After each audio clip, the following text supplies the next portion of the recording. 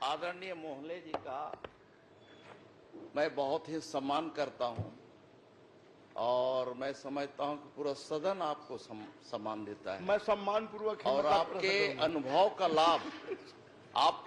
लाभ हम सबको तो मिल रहा है, लेकिन सबसे अधिक अनुभव का लाभ लेकर के लगातार प्रयास कर रहे हैं आदरणीय अजय चंद्राकर जी। इन पर कृपा बरसाते रहिए आप और इनको कुछ न कुछ अपना ज्ञान देते रहिए। माननीय बुलवारा सदन में सूचना दी है कि मैं पटालिया थे। माननीय अध्यक्ष महोदय, माननीय पुन्नूलाल मोहल्ले ने सदन में सूचना दी है कि मैं पटालिया हूं करके। अब क्या पटालिया है, कैसे पटालिया है, माननीय सदस्य बहुत ही वरिष्ठ है, इनके नाम के आगे ही मोहल्ले हैं, सबका मन को मोहने वाले हैं। चलिए मोहल्ले जी। माननीय अध्यक्ष महोदय, खाद्य वितरण के संबंध में मैंने प्रश्न पूछा था, उसमें माननीय मंत्री जी ने तो जानकारी दी है। प्राइवेट सेक्टर में 23, 24, 25 तक कितना कितना दिया गया, व्यापारियों को ये बताने कष्ट करें और क्या उनको निर्धारित रेट से ज्यादा रेट पर शिकायतें प्राप्त हुई, ये आपसे जानना चाहते।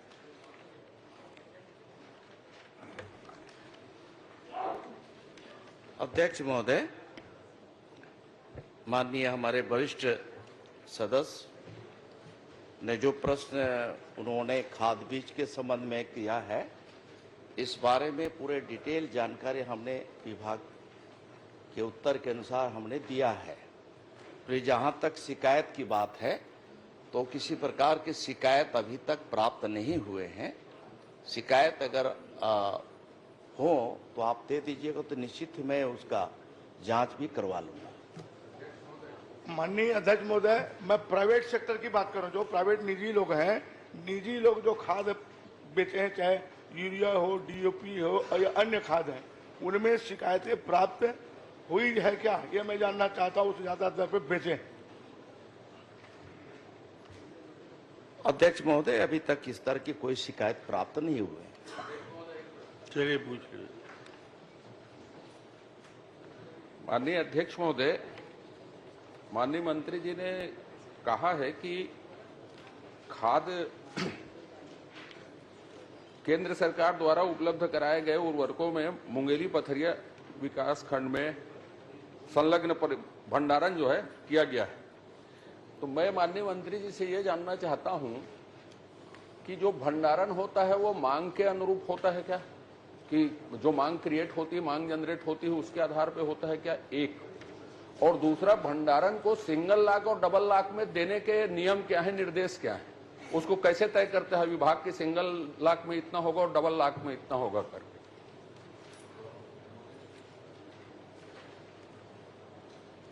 अध्यक्ष महोदय,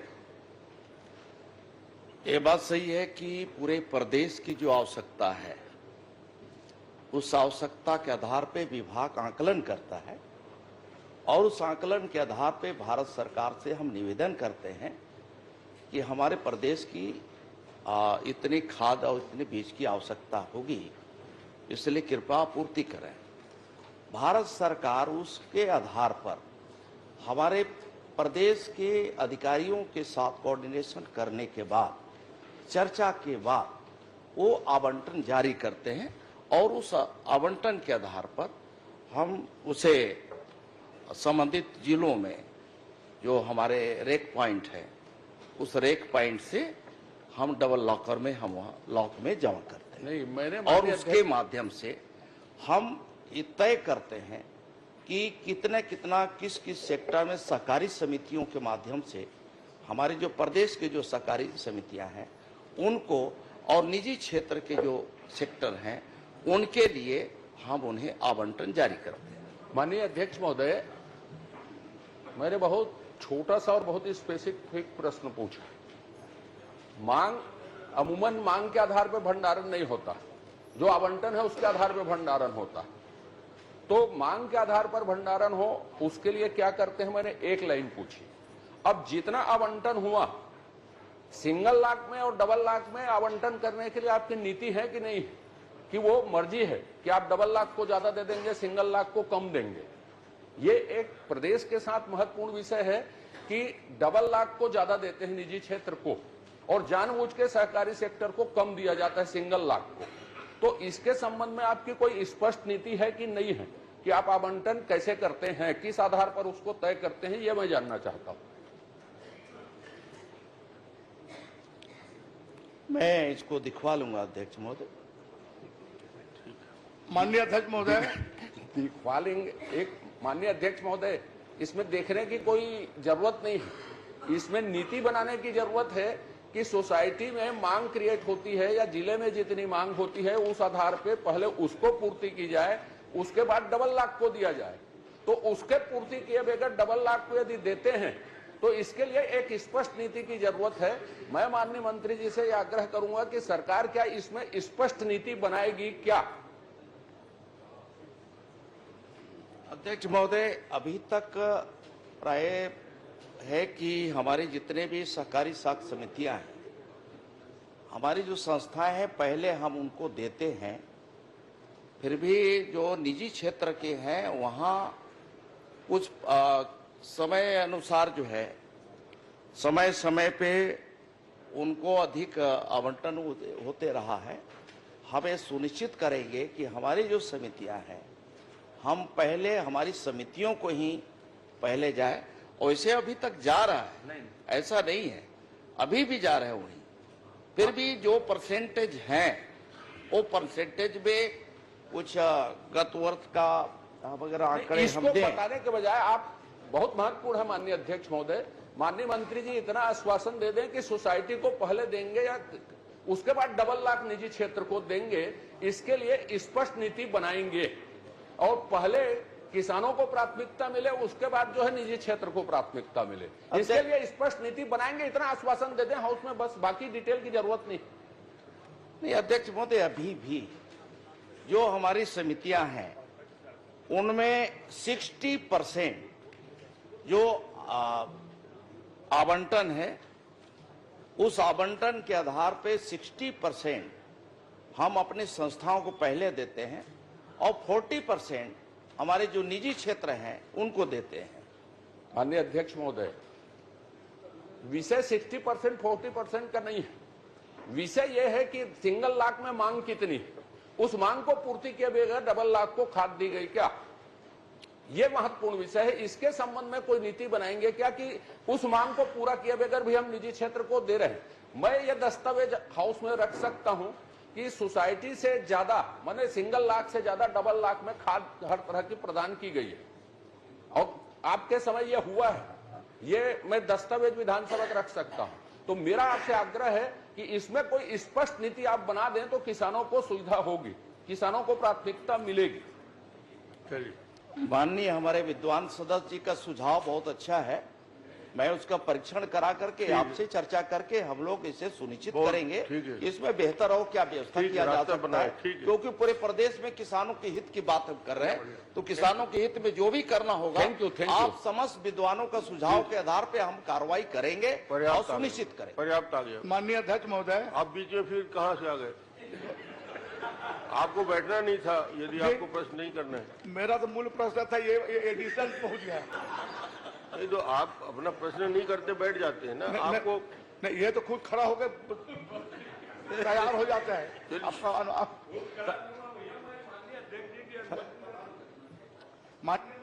किसी का प्रश्न हाईजैक नहीं करना है, आप लीजिए। चलिए, पिछले 2 वर्षों से अंतर है वितरण में, तो क्या उसको बराबर रेशो करेंगे, ऐसे मैं आपके जानना चाहता हूँ। और प्रश्न इसी में कर देता हूँ, जो प्रमाणीकरण बीज वितरण किया गया और उस वितरण में गुणवत्ताहीन बीज वितरण किया गया, उसमें आप जांच कराएंगे क्या? और वो बीज अंकुरित भी नहीं हुआ, चना गेहूं, इनका भी आप जांच कराएंगे या शिकायतें प्राप्त हुई, ये बताने कष्ट करें। अध्यक्ष महोदय, पूरे प्रदेश में इस तरह की जहां कहीं भी किसानों को जो उपलब्ध जो बीज होते हैं उसमें हमारे विभाग की ओर से बीज निगम के माध्यम से जो बीज उपलब्ध कराए जाते हैं, इसमें कहीं अगर शिकायत मिलती है तो संबंधित किसान जो है जिला कलेक्टर हो, SDM हो, तहसीलदार हो, यहाँ शिकायत करते हैं और उस शिकायत के आधार पे विभाग जो है कार्रवाई भी करती है, उसकी जांच भी कराते हैं। आपके संज्ञान में, आपकी जानकारी में क्षेत्र में कहीं भी अगर इस तरह की कोई बात हो तो आप कृपा करके आप बता दीजिएगा, मैं उसकी परीक्षण करा लूंगा, जांच करा क्षेत्र लूंगा। का मामला है। जी जी। भट्ठा से लेकर आसपास के 40 गांव में सोयाबीन का वितरण हुआ, गेहूं का वितरण हुआ और चने का, वो अंकुरित नहीं हुआ। शिकायत भी प्राप्त हुई और उन लोगों को अभी तक उनके ऊपर कार्रवाई नहीं हुई। जो अवैध वितरण करने वाला, गुणवत्ताहीन वाले कार्रवाई करेंगे क्या और किसानों को क्या लाभ देंगे, मैं आपसे जानना चाहूँ। ये बताया कि आपने जो जो आप नाम ले रहे हैं, जहाँ जहाँ शिकायत की बात कर रहे हैं, उसके हम शिकायत का पूरा जांच भी करा हुआ है। ठीक है, और जांच के आधार पर, जांच करा लेंगे बोल रहे हैं। जांच के आधार पे कार्रवाई होगी, जरूरत होगी तो उन्हें बीज के बदले बीज भी देना हुआ तो हम उपलब्ध कराएंगे। ठीक है, हो गया बोलिए। ऐसा गड़बड़ी किया, उनके ऊपर क्या कार्रवाई करेंगे? पूरे सख्त कार्रवाई की जाएगी, पूरे गंभीरता के साथ जो कार्रवाई की जाएगी। चलिए, माननीय अध्यक्ष महोदय, एक प्रश्न मेरे विधानसभा क्षेत्र का मामला है। कि विधानसभा क्षेत्र का मामला है पथरिया आपका, मुंगेली। चलिए छोटा प्रश्न करिए। माननीय मंत्री जी, अभी खाद के लिए लोग भटकते रहे, डीएपी खाद के लिए खास करके, और जगह जगह से शिकायतें आई हैं। दुकान में उपलब्ध है लेकिन सोसाइटी में नहीं है। आप इसको, जिस बात को उठाए हैं उसको आप सुनिश्चित करें कि किसानों को समय पर वहां पर खाद उपलब्ध हो जाए। ये दिक्कत आ रही है, अभी भी दिक्कत है, उसको आप एक बार थोड़ा सा। ये प्रश्न नहीं, सुझाव है, देख लीजिए। श्री जनक ध्रुव जी। माननीय अध्यक्ष महोदय, छत्तीसगढ़ एक वनांचल क्षेत्र है और लगभग यहाँ 44% जो भूभाग है वो वनों से आच्छादित है। और यहाँ पे जो वनांचल क्षेत्र में जो लोग रहते हैं वनोपज पर ही निर्भर है। मैं आपके माध्यम से माननीय मंत्री जी से जानना चाहूँगा कि जो गौण वनोपज का जो मूल्य होता है उसका निर्धारण किया गया है? जैसे कि चार, चिरौंजी, इमली, महुआ, अलग अलग प्रकार के पेड़ पौधे होते हैं, तो उस पेड़ पौधे से जो वनोपज मिलता है उसका कोई मूल्य निर्धारण किया गया है क्या?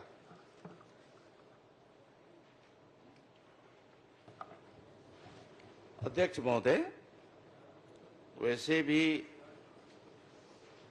जो लघु वनोपज है, बहुत सारे लघु वनोपज का दर जो है भारत सरकार ने घोषित कर दिया है। तो उस दर के आधार पर ही उनसे क्रय किया जाता है, संग्रहण करते हैं।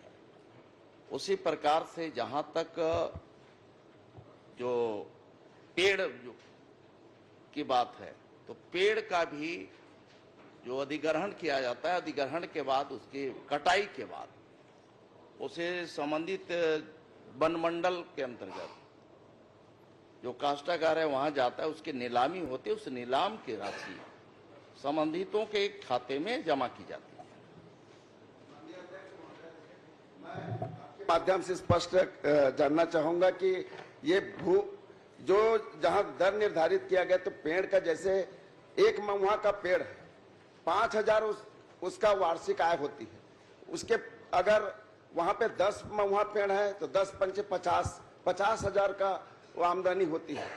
और कहीं वो डायवर्सन हो गया या अधिग्रहण हो गया तो उसका 30 साल का पेड़ का जो इनकम है 15 लाख रुपया उस संबंधित वन समिति के माध्यम से या ग्राम सभा को मिलनी चाहिए। माननीय महोदय, आपके माध्यम से माननीय मंत्री जी से जानना चाहूंगा, चूंकि भारत सरकार जनजाति आयोग के जो नियम है उसमें जो महाराष्ट्र के गढ़चिरौली में लगभग 9 ग्राम सभाओं को वनोपज का मूल्य निर्धारित कर लगभग 4 करोड़ रुपया मुआवजा राशि दिया गया है। तो क्या इस प्रदेश में इस प्रकार के किसी प्रकार के कोई दर से संबंधित दिशा निर्देश जारी हुआ है? जी अध्यक्ष महोदय, इसमें जो अनुसूचित जनजाति एवं अन्य परंपरागत वन निवासी हैं उनके लिए वन अधिकारियों की मान्यता अधिनियम 2006 एवं 2007 यथा संशोधित 2012 वन अधिकार 2006 के अंतर्गत वन अधिकार मान्यता की और उन्हें जो मिला है, तो वन अधिकार पत्र उन्हें जो दिया गया है, उस नियम के तहत हम लोग ने बहुत सारे विसंगतियां थी, उन विसंगतियों को हमने बैठ करके उसे निपटाया है, निराकरण किया है और एक नए अधिसूचना हमने जारी किया है अध्यक्ष महोदय, जिसके माध्यम से निश्चित ही जो उसमें संबंधित जो वनाधिकार प्राप्त जो समितियां हैं, उन समितियों को उसका लाभ पूरा मिलेगा। या व्यक्तिगत अगर उन्हें कोई भूमि का अगर उन्हें वन भूमि का अधिकार पत्र है तो उनके लिए भी नियम है, और सामूहिक जो सामुदायिक जो उन्हें पट्टा अगर प्रदान किया गया है तो उनको भी उस नियम के तहत हम जो है उस समिति को जो अधिग्रहित जो क्षेत्र है, उस अधिग्रहित क्षेत्र के जो भी वनोपज हैं या वन है या पेड़ है, उसका यदि कटाई होता है, उसका अधिग्रहण किया जाता है तो उसकी पूरी राशि संबंधित जो समितियां हैं उनके खाते में दी जाएगी। माननीय अध्यक्ष महोदय, अंतिम सवाल मेरा माननीय मंत्री जी से जानना चाहूंगा कि अलग अलग पेड़ का मूल्य निर्धारण हो, चार का अलग हो, चिरौंजी चार का अलग हो, महुआ का अलग हो, इमली का अलग हो, तो इस प्रकार से दर निर्धारित हो ताकि संबंधित जो व्यक्तिगत जो वन पट्टा है उसका भी उसको लाभ मिलेगा और सामुदायिक पट्टा है उस ग्राम सभा को भी प्राप्त होगा। आपके माध्यम से माननीय मंत्री जी से जानना चाहूंगा कि मूल्य निर्धारण अलग अलग पेड़ का निर्धारण करेंगे क्या और कब तक कर सकते हैं? मैंने बताया कि 18 फरवरी 2025 को अभी स्पष्ट हमारे विभाग की ओर से सर्कुलर जारी किया गया है और संबंधित जो जिलों के जो कलेक्टर हैं उनको भी इसकी कॉपी दी गई है और संबंधित जो वन मंडल के अधिकारी हैं उनको भी दिया गया है। मैं समझता हूं कि इसके तहत पूरी तरह से एक स्पष्ट है और उस स्पष्टता के आधार पे हमें कह सकते हैं जो भी प्रभावित क्षेत्र में जो आने वाले लोग हैं या जो उस क्षेत्र में जिनका अधिग्रहण किया गया है, उस अधिग्रहित क्षेत्र के जो पेड़ हो या फिर और भी जो वनोपज हैं, उसका पूरा फायदा संबंधित लोगों को मिलेगा। धन्यवाद माननीय अध्यक्ष। माननीय का प्रश्न रामेश्वर जी ये है, अलग अलग प्रजाति के वृक्ष, कौआ का है, महुआ का है, साल का है, चार है, चिरौंजी है, उसके अलग अलग मूल्य क्या निर्धारित करेंगे? एक प्रश्न इनका वो जो मुझे समझ में आया यही जानना चाहते हैं, अलग अलग क्या निर्धारित किया गया है या करेंगे, ये प्रश्न है इनका। नहीं, निश्चित ही मैं आपकी भावना से मैं सहमत हूं और मैं ये भी जानता हूं कि संबंधित चार, चिरौंजी, महुआ पेड़, इस तरह के जो पेड़ होते हैं उसका रेट यद्यपि वन विभाग इसका निर्धारण करता है, तो वन विभाग और राजस्व विभाग मिल करके इसका दर जो है निर्धारित करेंगे और उसके आधार पर उनका मुआवजा प्रकरण बनेगा। इस बारे में हमने जो 18 फरवरी को सर्कुलर जारी किया है इसमें भी स्पष्ट इसमें दिया गया है। प्रश्न क्रमांक 3 श्रीमती छात्री नंदी। माननीय अध्यक्ष महोदय, हमारे छत्तीसगढ़ी में एक कहावत है कि 2 रोटी कम खावा लेकिन अपन लइका ला जरूर पढ़ावा। गरीब आदमी अपन सब कुछ लुटा के, सब कुछ दांव में लगा के अपन लइका ला शिक्षा दीक्षा देते, अपन बच्चा ला शिक्षा देते, और सरकार है घलो शिक्षा में पैसा बाधा झन बने कह के सहयोग के रूप में छात्रवृत्ति देते, लेकिन कुछ साल ले छात्रवृत्ति न तो समय में मिल पावत है और न ही उमा कोनो बढ़ोतरी करेगे है। माननीय अध्यक्ष महोदय, मोर सवाल के जवाब में माननीय मंत्री महोदय जी यह जानकारी देहे है कि 2024-25 में 2024-25 के छात्रवृत्ति राशि के भुगतान अभी तक की नहीं हुए हावे।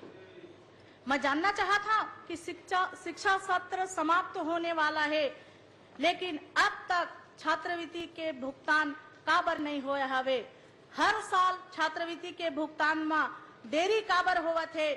का सरकार हर भुगतान में देरी पर जिम्मेदार अफसर मन के ऊपर में कोनो कार्रवाई करही?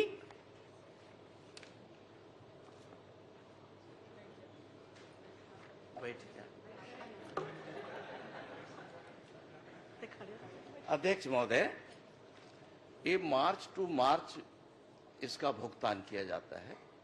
मार्च अभी प्रारंभ हुआ है और मार्च तक सभी जो संबंधित जो छात्र होते हैं उनका छात्रवृत्ति बन जाता है, क्योंकि ये बजट का है। बजट में के मार्च से मार्च हम लोग जो है भुगतान करने का हमारा विभाग तय करता है या संबंधित कोई भी विभाग करता है। इसमें छात्रों का अभी मार्च टू मार्च सभी का छात्रवृत्ति बन गया है। मैं समझता हूं कि इसका भी निराकरण जल्द हो जाएगा मार्च अंत तक। माननीय अध्यक्ष महोदय, शिक्षा लड़का मन अच्छा से पढ़ सके तेकर खातिर छात्रवृत्ति दिए जाते और ये एंडिंग में मार्च एंडिंग में जब परीक्षा समाप्त होत रहे वो समय छात्रवृत्ति देहे के का मतलब होही। मैं माननीय अध्यक्ष महोदय, मैं ये भी पूछना चाहता हूँ कि छात्रवृत्ति भुगतान करे के का प्रोसेस हावे, मतलब एक किस्त देते एक मुश्त देते कि किस्त के रूप में दिया जाते।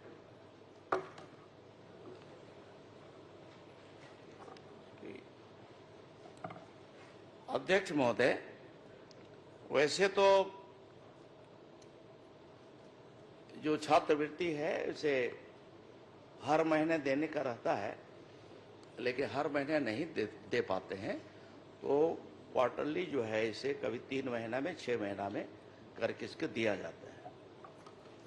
माननीय अध्यक्ष महोदय, मैं आप लोग बताना चाहता हूँ कि यही साल नहीं बल्कि हर साल छात्रवृत्ति के भुगतान में देरी हुआ थे और कई बार तो ये छात्रवृत्ति ला प्राप्त करे बार छात्र छात्रा मन आंदोलन घलो करते। माननीय अध्यक्ष महोदय, ए बछर अनुसूचित जाति जनजाति के लइका मन ला मात्र छात्रवृत्ति 27.3 लाख रुपए के भुगतान हुए है। आखिर अति कम भुगतान होए के वजह का है? अध्यक्ष महोदय, कभी कभी होता क्या है कि चूंकि ये छात्रवृत्ति है इसमें राज्यांश और केंद्रांश होता है, तो कभी राज्यांश तो प्राप्त हो जाता है, केंद्रांश आने में कभी विलम्ब होता है, इस वजह से भी आगे पीछे होता है इसमें। लेकिन संबंधित को जितने भी छात्र होते हैं उनको दिया जाता है।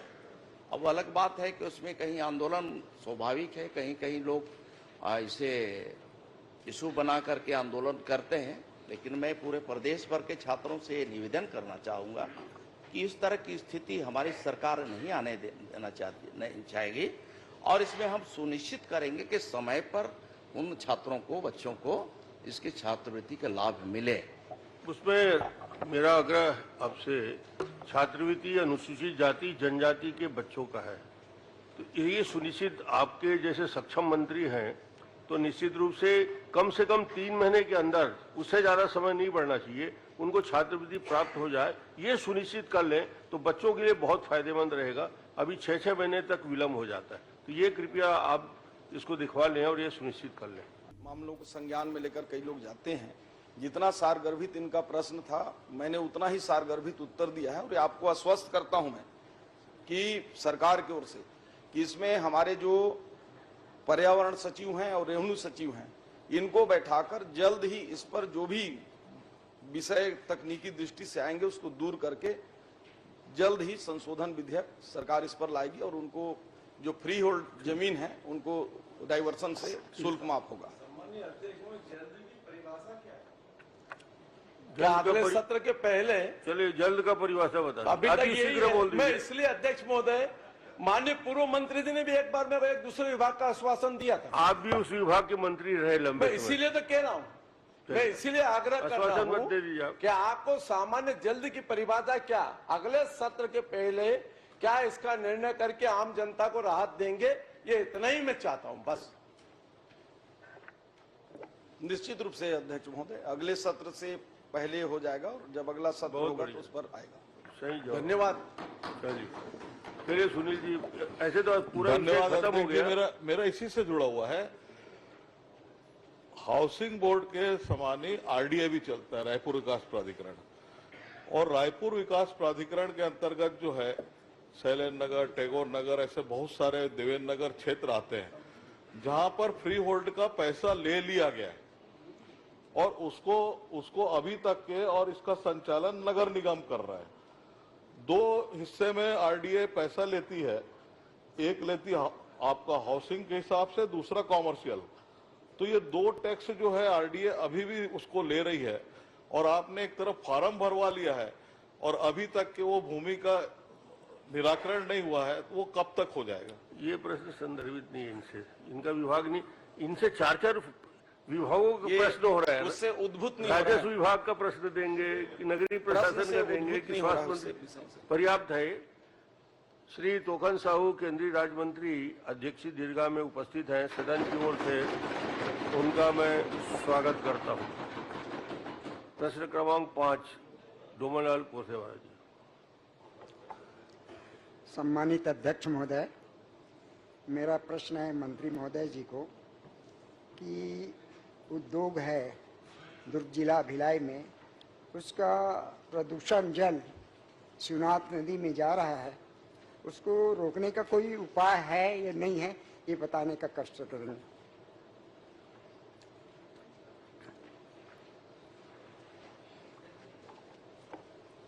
माननीय अध्यक्ष महोदय, माननीय सदस्य ने जो दुर्ग एवं भिलाई क्षेत्र में उद्योगों से हो रहे जल और वायु प्रदूषण के संदर्भ में पूछा है, तो निश्चित रूप से आजकल तो सभी उद्योगों में मैंडेटरी है कि वो कोई भी उद्योग किसी भी नदी में जल को सीधे प्रवाहित नहीं कर सकती है, उसके लिए एक ट्रीटमेंट प्लांट लगाकर ही उसको आगे करना है।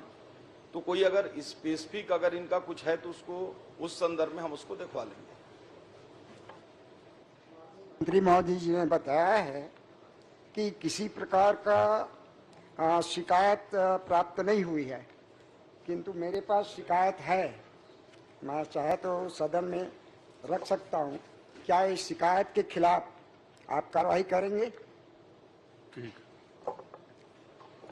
हाँ, निश्चित महोदय, वैसे भी आवास जो पर्यावरण विभाग है उसके पास शिकायत सुनना, उस पर कार्रवाई करने के अलावा विशेष रूप से कोई काम रहता नहीं है, और सतत रूप से वो वही काम करती है। तो निश्चित रूप से कोई भी शिकायत देते हैं तो उसको हम उसको जांच कराएंगे, और अगर गड़बड़ होगा तो कार्रवाई भी करेंगे। ठीक है।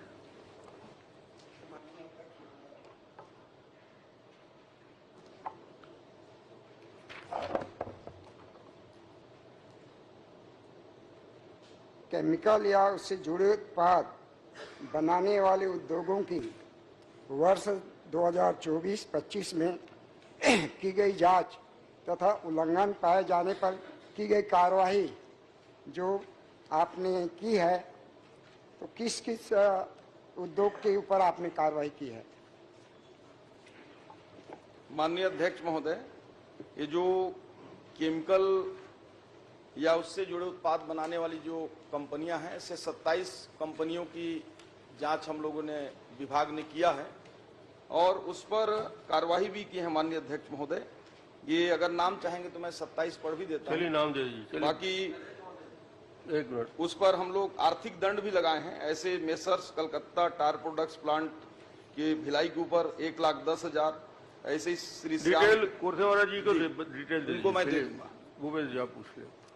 माननीय अध्यक्ष महोदय, मैं माननीय कोसेवाड़ा जी को धन्यवाद देता हूं कि बहुत ही महत्वपूर्ण प्रश्न उन्होंने पूछा है। और भिलाई इंडस्ट्रियल एरिया के जो इंडस्ट्री का जो पानी है, एक तरफ शिवनाथ नदी में जाता है अध्यक्ष महोदय, और दूसरे तरफ खारून नदी में। खारून नदी में जो जाता है अध्यक्ष महोदय, मेरे निवास से 1 किलोमीटर की दूरी पे जो नाला है उसमें स्थिति है अध्यक्ष महोदय, पूरा हथखोज से लेके उमदा जरवाया सब इन्हीं क्षेत्र है। दादर, पथर्रा, नंदौरी, ये पूरे गांव से गुजरते हुए नाला जाता है। और उस नाले में जो आप गैल्वेनाइज करते हैं वायर को, और उसमें सल्फ्यूरिक एसिड का उपयोग होता है, और वो सारे पानी उस नाले में छोड़ा जाता है। आज स्थिति है अध्यक्ष महोदय, अभी कुछ दिन पहले ही मैं गया था, तो नाले में स्थिति ये है कि एक भी जलचर प्राणी नहीं, एक भी जलचर प्राणी नहीं है। यदि मवेशी भी यदि उसे क्रॉस कर जाए तो उसके खूर जल जाते हैं अध्यक्ष महोदय, पूरा उसके बाल झड़ जाते हैं। तो स्थिति, और वही पानी अंडरग्राउंड वाटर में जा रहा है अध्यक्ष महोदय, पीने के लायक नहीं है, न सिंचाई के लिए है। तो स्थिति बहुत भयावह है। माननीय मंत्री जी से, आपके माध्यम से माननीय मंत्री जी से यही चाहूँगा कि इसमें कार्रवाई हो जाती है, लिपापोती कर देते हैं और उसके बाद कुछ होता नहीं है। ऐसे उद्योग जिससे सीधा सल्फ्यूरिक एसिड निकल के नदी नालों में जा रहा है, क्या उसे बंद कराएंगे और ऐसे या उसके जो पानी निकल रहा है उसे रोकने की कोई ठोस कदम उठाएंगे और उसमें एक कमेटी बना दें, अध्यक्ष जी विधायक जी के अध्यक्षता में एक कमेटी बना दें और वो पूरे भ्रमण करके जांच करके कोई कार्रवाई कर दे। निश्चित रूप से माननीय अध्यक्ष महोदय, मैं साइंस के स्टूडेंट भी रहा हूं, विशेष रूप से केमिस्ट्री का। सल्फ्यूरिक एसिड अगर किसी भी उद्योग या उससे नाले में जा रहा है तो किसी भी जल जीव के लिए बहुत हानिकारक है और पर्यावरण दृष्टि से तो बहुत दिक्कत है। अगर ऐसी बात है तो मैं विभाग के लोगों को निर्देशित करता हूं कि उसको विशेष रूप से जांच करके उसको परीक्षण करें और वाकई में वहां जा रहा है तो संबंधित उद्योग को ट्रीटमेंट हेतु और जो जल ट्रीटमेंट के बाद छोड़ा जा रहा है उसकी पूरी केमिकल टेस्ट कराकर, जिसमें कि सामान्य जल जीव जो है अपना रह सके, ऐसा करें। ये निश्चित रूप से करें। चलिए, बहुत अच्छा। बता दें है आपके पास और उसकी जांच। मैंने दूसरा उसी संबंधित प्रश्न किया था विधायक जी के, मैं अपने आप को शामिल नहीं कर रहा हूँ, विधायक जी के ही नेतृत्व में सारे विभाग के अधिकारी, नगर निगम के भी हो जाएं, आपके पर्यावरण विभाग के हो जाए, राजस्व विभाग एसडीएम वगैरह हो जाए, ये सब मिल के जाँच कर ले, क्योंकि 2 नगर निगम है, भिलाई चरौदा भी है और भिलाई निगम भी है, तो दोनों नगर निगमों के अधिकारी वहाँ रह जाए और उसमें जाँच करा ले। माननीय अध्यक्ष महोदय, माननीय सदस्य जानकारी चाहे हैं तो इसमें 2 बड़े और मझोले उद्योग हैं और ऐसे 28 जो है छोटे उद्योग हैं जिनके वो चल रहे हैं। उससे सभी की जांच कराया भी गया है और जांच कराने के बाद जिनमें भी गड़बड़ी कुछ पाई गई है तो उसमें नियमानुसार कार्रवाई भी किए हैं, दंड भी किए हैं। और आप तो उस क्षेत्र के रहने वाले भी हैं और मुझे कहना तो नहीं चाहिए, लेकिन आप मुख्यमंत्री थे, उसको तो अच्छे से आपको कर देना था। मुझे लगता है कि क्वेश्चन आने नहीं था, फिर भी सरकार चिंतित है, सरकार चिंतित है और करेगी बिल्कुल। चलिए, ठीक। मान जी प्रश्न करें, बस आप कहोगे। आप कर रहे थे, आप कर लीजिए, आपका मूल प्रश्न है। कोरसे वाला जी, आपका अधिकार पहले आप कर लीजिए, मैं बाद में पूछ लूँगा। मैं ये जानना चाह रहा हूँ मंत्री महोदय जी से, जो पनिशमेंट किए हो राशि जो आपने अभी बताया है सदन को, क्या वो राशि जमा हुई या नहीं हुई उद्योगों के माध्यम से? जो मालिक है उसने जमा किया नहीं किया, और किया तो कौन तारीख में किया?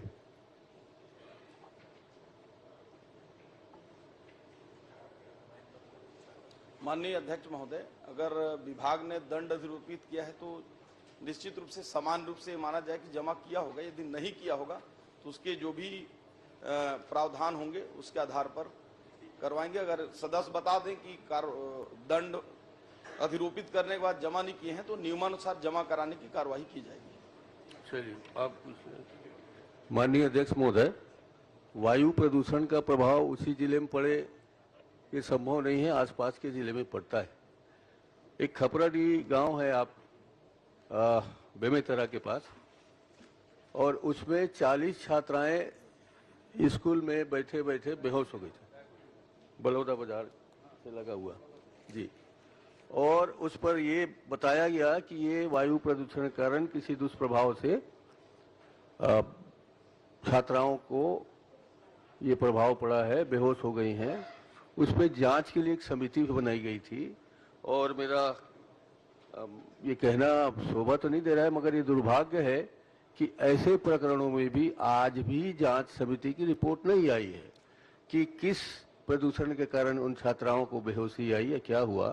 तो मैं माननीय जी से चाहूँगा जानना कि क्या ऐसे प्रकरणों में शीघ्र जांच की स्वीकृति देंगे, जल्दी से जल्दी जांच पूरी हो जाए, 1 महीने 2 महीने में, और इस जांच को पूरी करा लेंगे, ये समझ चाहता हूँ।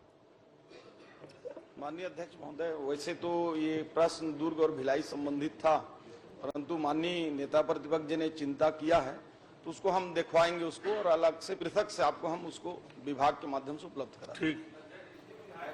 श्री गजेंद्र यादव जी प्रश्न करेंगे। बहुत बहुत धन्यवाद अध्यक्ष महोदय। अब जब 2 पूछ लिए आपके वरिष्ठ लोग, उसके बाद दूसरे में आ जाना। बहुत बहुत धन्यवाद माननीय अध्यक्ष महोदय। माननीय मंत्री जी से मैं जानना चाहता हूं कि महात्मा गांधी उद्यानिकी और वानिकी विश्वविद्यालय रायपुर द्वारा 2023 में अलग अलग पदों के लिए विज्ञापन जारी किया। मैं आपसे पूछना चाहता हूं, स्वीकृत जो आपका जो सेटअप में स्वीकृत कुल पद कितने हैं और आपने कितने पद को भरे हैं, मैं आपसे जानना चाहता हूं।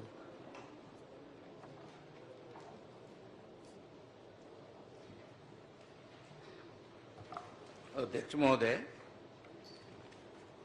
माननीय सदस्य ने जो सेटअप स्वीकृत के बारे में पूछा है, 637 अलग अलग पदों के सेटअप स्वीकृत हैं और उसमें से विज्ञापित पदों की संख्या 181 है। तो इस प्रकार से जहां तक भर्ती के विषय है तो सहायक प्राध्यापक के 38 पदों में से 36 पदों पर नियुक्ति दिनांक 4/1/24 को की गई है। जो अद्यतन कार्यरत हैं, 2 पदों पर उपयुक्त अभ्यर्थी नहीं पाए गए हैं, इसलिए 38 में से 36 ही उसमें पदस्थ किए गए। माननीय अध्यक्ष महोदय, माननीय मंत्री जी ने जो जानकारी दी उसमें कुल विज्ञापित पदों की संख्या 181 है और आप बोल रहे हैं कि मात्र 36 पदों में ही सिर्फ सहायक प्राध्यापक के 38 जो विज्ञापन जारी हुए हैं उसमें 36 की भर्ती हुई। शेष बाकी लोगों की भर्ती अभी तक क्यों नहीं हो पाई?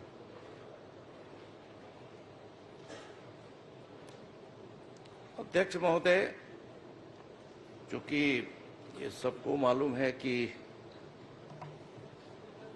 इस विश्वविद्यालय के तहत जो भर्तियां हो रही थी उसमें काफी कंप्लेंट हुए, शिकायतें आई और उस शिकायत के आधार पर राजभवन ने जांच किया और जांच के बाद जो है, क्योंकि सब जुडिस मामला था, इसलिए अभी तक भर्ती प्रक्रिया को रोक दी गई है। और जैसे ही राजभवन से हमें मार्गदर्शन प्राप्त होगा, हमने निवेदन किया है, विभाग निवेदन किया है और वहां से मार्गदर्शन प्राप्त होने के बाद भर्ती जो शेष जो पद बचे हैं उसकी भी हम भर्ती कर लेंगे। माननीय अध्यक्ष महोदय, यदि मान लो भर्ती अभी जांच के कारण रुक गए हैं तो अपने कॉलेज अभी संचालित कैसे होते हैं? माननीय मंत्री जी से मैं जानना चाहता हूं, महात्मा गांधी उद्यानिकी विश्वविद्यालय में अभी कितने कॉलेज हैं और कितने कर्मचारी अपने यहाँ काम कर रहे हैं? और यदि मान लो कर्मचारी अब भर्ती नहीं हुए हैं तो बस संचालन उसका कैसे करते हैं? दूसरा, आपने कहा कि माननीय राज्यपाल महोदय के राजभवन के द्वारा जांच की गई, तो जांच प्रतिवेदन क्या राज्य शासन को किसी प्रकार की कोई जांच प्रतिवेदन प्राप्त हुई क्या? मैं पूछना चाहता हूं। जैसे बताया कि अध्यक्ष महोदय, चूंकि ये सब जुडिस अभी मामला है, हाई कोर्ट में भी कुछ मैटर गए हैं और बाकी भर्तियों के बारे में चूंकि जो जांच भी राजभवन के द्वारा किया गया है, महामहिम राज्यपाल के निर्देश के बाद इसमें जांच कमेटी बनी। जांच कमेटी ने पूरे जांच किया है और उस जांच के आधार पे कार्रवाई हुई है। कार्रवाई के बाद हमें आगे का जो हमें भर्ती करना है, इस बारे में हमें स्पष्ट निर्देश प्राप्त नहीं हुए हैं। विभाग इसके सतत जो है संपर्क में है। जैसे स्पष्ट निर्देश प्राप्त होंगे, शेष पदों के जो अभी भर्ती की जानी है उसके लिए भी विज्ञापन हम जारी करें। ठीक। माननीय अध्यक्ष महोदय, मैं निवेदन कर रहा हूँ, बता दिए साहब, ये बोल रहा हूँ कि चूंकि ये बच्चों का मामला है, 81,80,800 रुपए का लोगों ने फीस जमा किया है और पिछले 2 साल से मामला पेंडिंग है। मैं आपके माध्यम से माननीय अध्यक्ष महोदय, माननीय मंत्री जी से निवेदन करता हूँ, या तो जांच प्रतिवेदन को राजभवन में अगर जांच हुई तो प्रतिवेदन को जल्दी लाके शासन अपना पक्ष रख के हाई कोर्ट में उस निर्णय को जल्दी करे, ताकि जो बच्चों 2 साल पहले जिसने विज्ञापन में आवेदन किया है, कुछ समय बाद उनकी उम्र भी हत्याएं समाप्त हो जाएगी। तो आपसे मैं निवेदन कर रहा हूं कि ये चूंकि जनहित का मामला है, युवा बेरोजगारों का मामला है, इसमें जल्दी कार्रवाई हो, ये मैं आपसे अपेक्षा करता हूँ। 2047 तक हो जाए, चिंता मत करा। नहीं, निश्चित ही माननीय अध्यक्ष महोदय, माननीय सदस्य का चिंता वाजिब है। और हम सब जो है इसके प्रति गंभीर हैं और विभाग भी पूरे गंभीरता के साथ इसमें कार्रवाई कर रही है। जितने जल्दी हो सकता है इसमें हम लोग निर्णय की स्थिति तक हम पहुंच करके कार्रवाई करेंगे। आज भोजन की व्यवस्था माननीय ओपी चौधरी वित्त मंत्री की ओर से माननीय सदस्यों को, पत्रकारों एवं शासन के वरिष्ठ अधिकारियों के लिए विधानसभा परिसर स्थित सेंट्रल हॉल में की गई है। कृपया सुविधानुसार भोजन ग्रहण करें। प्रश्न क्रमांक 7 रोहित साहू। बहुत बहुत धन्यवाद अध्यक्ष महोदय। मेरा प्रश्न जिला गरियाबंद विकासखंड फिंगेश्वर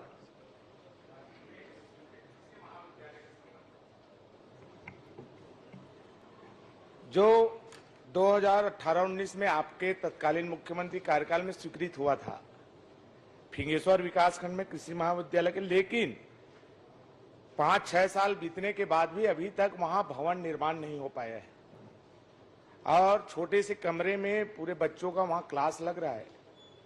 तो माननीय महोदय, मैं प्रश्न तो पूर्व में ध्यान आकर्षण में भी लगाया था, लेकिन अभी प्रश्न में कुछ जवाब है। माननीय मंत्री जी से मैं इस विषय में जानना चाहता हूं कि ये भवन निर्माण कब तक होगी और कहां पे होगी, यही जानकारी चाहता हूं माननीय अध्यक्ष महोदय।